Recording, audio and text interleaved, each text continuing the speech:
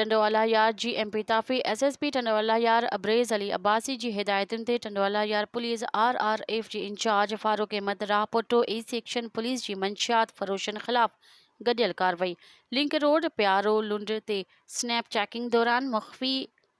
इतला ते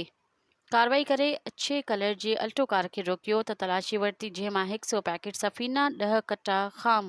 माल में पुड़ीअ में इस्तेमाल थींदड़ चोरी समेत हिकु ॼणे खे गिरफ़्तार करे वरितो जॾहिं त SSP अब्रेज़ अली अब्बासी जी हिदायतुनि ते A सेक्शन थाणे ते गिरफ़्तार जवाबदार मोहम्मद रफ़ीक मेमर ते मंशियात एक्ट तहत केस दाख़िल कयो वियो। मज़ीद ख़बरनि ऐं तफ़सीलात लाइ विज़िट कयो असांजी वेबसाइट www.awamiNewsHD.com ऐं ॾिसंदा रहो अवामी न्यूज़ HD।